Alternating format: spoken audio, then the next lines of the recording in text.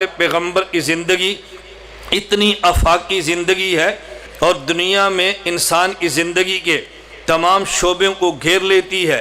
کوئی انسان ہرگز یہ نہیں کہہ سکتا مجھے اپنی زندگی کے فلاں شعبے میں رہنمائی چاہیے تھی لیکن میں رہنمائی کہاں سے لوں۔ اللہ رب العزت نے اپنے پیغمبر کو ان تمام مراحل سے گزارا جو مراحل امت کو پیش آ سکتے ہیں۔ یہ میری باتیں توجہ سے سمجھنا، جو مراحل امت کو آنے تھے خدا نے ان تمام مراحل سے پیغمبر کو گزارا ہے۔ میں چند ایک کا اشارہ کرتا ہوں، آپ سمجھدار ہیں، باقی باتیں آپ خود دیکھتے رہیں۔ چند باتیں میں عرض کرتا ہوں، آپ توجہ رکھنا۔ انسان کی زندگی پہ مختلف ادوار اور مختلف ادوار میں مختلف حالات آتے ہیں۔ کسی انسان کو دیکھو تو اس کے سر پہ باپ کا سایہ نہیں ہے۔ اللہ نے پیغمبر کو یتیم پیدا کیا ہے۔ اگر باپ پہ سایہ نہ ہو، میرے مصطفیٰ کو دیکھنا۔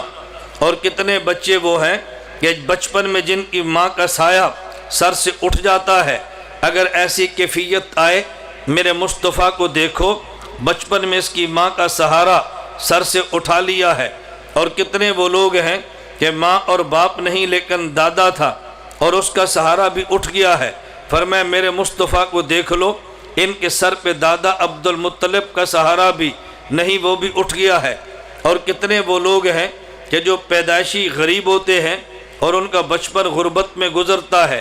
اللہ نے اپنے پیغمبر کو پہلے غربت عطا کی ہے، یہ بتانے کے لیے میرے پیغمبر کی بچپن کی غربت بھی تمہارے سامنے ہو۔ آج ہمارے لوگ کتنے پریشان ہیں، ہر آدمی کالج، سکول اور مدرسے کو دیکھتا ہے، لیکن کتنے وہ بچے ہیں کہ جو سکول یا مدرسے میں نہیں آتے، وہ بچپن میں مزدوریاں کرتے ہیں۔ اگر تم نے ان کی زندگی سمجھنی ہو، میرے پیغمبر کی بکریاں چرانے کا دور دیکھ لینا۔ یہ بچپن میں بچہ مزدوریاں کیسے کرتا ہے یا بچپن کی مشقتیں کیسے اٹھاتا ہے، میرے پیغمبر کا بکریاں چرانا دیکھ لینا۔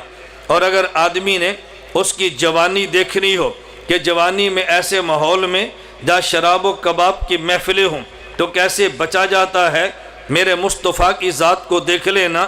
اس دور کا مکے کا ماحول بھی دیکھنا اور میرے مصطفیٰ کی جوانی کو بھی دیکھنا۔ اللہ نے ان مراحل سے پیغمبر کو گزارا ہے۔ پھر اگر کوئی باپ ہو اور اس باپ کی بیٹیاں ہوں اور کبھی ایسی نوبت آ جائے داماد بیٹی کو طلاق دے دے تو باپ کے دل پہ کیا گزرتی ہے۔ ہمارے پیغمبر کی دو بیٹیاں رقیہ ام کلثوم کو ابو لہب کے دو بیٹے عتبہ عتیبہ کے نکاح میں تھی، ان بے ایمانوں نے ہمارے پیغمبر کی دو بیٹیوں کو طلاق دی ہے، تو طلاق مل جائے تو باپ کے دل پہ کیا گزرتی ہے۔ خدا نے ان مراحل سے اپنے حبیب اور مصطفیٰ کو گزار دیا ہے۔ اگر کوئی آدمی ایک شہر میں ہو اور کسی دینی تقاضے کی وجہ سے اسے ملک چھوڑنا پڑ جائے، جسے ہجرت کا دور کہتے ہیں، اللہ نے پیغمبر کو ہجرت کا دور بھی دکھایا۔ مکہ کو چھوڑ کے مدینہ منورہ گئے ہیں، مہاجر کے دل پہ کیا گزرتی ہے۔ خدا نے ان مراحل سے اپنے پیغمبر کو گزارا ہے۔ اور اگر کسی باپ کے چھوٹا بچہ یہ فوت ہو جائے تو اولاد کی وفات پہ والدین کے دل پہ کیا گزرتی ہے۔ خدا نے اپنے پیغمبر کے 3 بچے بچپن میں لیے ہیں اور نابالغ بچوں کے جنازے اٹھے ہیں تاکہ پیغمبر کے سامنے یہ بھی آئے نابالغ اولاد کے فوت ہونے سے باپ کے دل پہ کیا گزرتی ہے۔ ان احوال سے خدا نے ہمارے پیغمبر کو گزارا ہے۔ جب آدمی دین کی دعوت لے کے چلتا ہے اور غیر اگر اس کی مخالفت کرے اس کے دل پہ کیا گزرتی ہے۔ پیغمبر ان احوال سے گزرے ہیں، اور جب دین کی محنت کرے اور اپنے مخالفت کرے تو دل پہ کیا گزرتی ہے۔ ہمارے پیغمبر پہ یہ احوال بھی آئے ہیں۔ نبی کا چچا بد دعائیں دیتا ہے، نبی کی چچی ام جمیل حضور کے راستے میں کانٹے بچھاتی ہے۔ اللہ کے پیغمبر کے چچا پیغمبر کے چچا ابو جہل یہ تلوار لے کر مقابلے پہ سر کاٹنے کے لیے کھڑے ہیں تو دل پہ کیا گزرتی ہے۔ خدا نے پیغمبر کو ان حالات سے گزارا ہے، تو جو مشقتیں آ سکتی تھی امت پہ اللہ نے پیغمبر کو ان مراحل سے گزار دیا ہے۔ میرے پیغمبر میں علم میں ہے، یتیم ہو کیفیت کیا ہے، اولاد چلی جائے کیفیت کیا ہے، بیٹی ملے تو خوشی کیا ہے، بیٹی کو طلاق ملے تو دکھ کیا ہے، نرینہ اولاد پیدا ہو تو راحت کیا ہے، نرینہ اولاد بچپن میں چلی جائے تو دکھ کیا ہے، آدمی شہر چھوڑے تو دکھ کیا ہے، اور واپس شہر میں آئے تو خوشی کون سی ہے؟ پہلے ان مراحل سے خدا نے پیغمبر کو گزارا اور پھر اللہ نے ان مشکلات سے گزارنے کے باوجود اپنے پیغمبر کو طاقت دی ہے، اپنے پیغمبر کو وسعتیں دی ہیں، اپنے پیغمبر کو ساری چیزیں عطا فرمائی ہیں۔ اور عجیب بات یہ ہے، اللہ کے نبی نے مکہ مکرمہ میں جب ابتدائی طور پہ اسلام کی بات کی ہے، حضور پاک کے پاس دولت بھی نہیں ہے، اللہ کے نبی کے پاس طاقت بھی نہیں ہے، اللہ کے نبی کے پاس طاقت اور دولت حکومت بھی نہیں ہے، یہ تینوں چیزیں اللہ کے نبی کے پاس نہیں۔ لیکن ایک دور مدینہ منورہ میں مشقتوں سے گزرنے کے بعد ایسا آیا، اللہ کے نبی کے پاس دولت بھی ہے، اللہ کے نبی کے پاس طاقت بھی ہے، اللہ کے پیغمبر کے پاس حکومت بھی ہے، خدا نے تینوں چیزیں عطا فرما دی ہے۔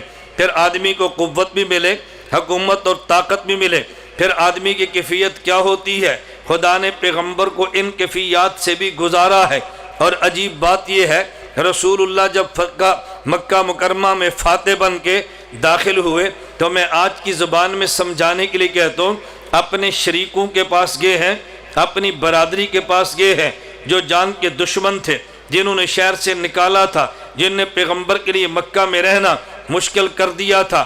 اللہ کے نبی فاتح بن کے جب اسی مکہ مکرمہ میں گئے ہیں تو پھر پیغمبر کی کیفیت کیا ہے خدا نے یہ بھی امت کو دکھا دی ہے۔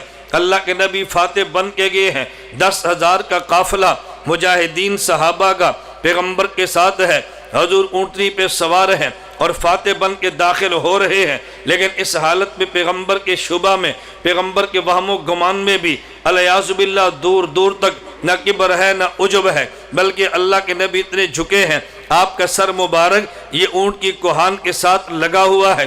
ان سارے مراحل سے اللہ نے اپنے پیغمبر کو گزارا ہے۔ کیوں؟ پیغمبر نے رہنما بن کے امت کو تعلیمات دینی تھی۔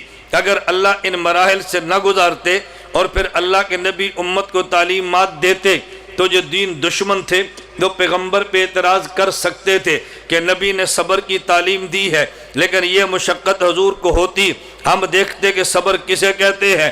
اللہ نے فرمایا نہیں، اگر پیغمبر تمہیں صبر کی تعلیم دیتے ہیں، ان مراحل سے میرا نبی گزرا ہے، اگر ان مراحل سے نہ گزرتے پھر پیغمبر تعلیمات عطا فرماتے تو جو لوگ نبی کی تعلیمات کو نہیں ماننا چاہتے ان کے پاس عذر اور بہانہ موجود تھا۔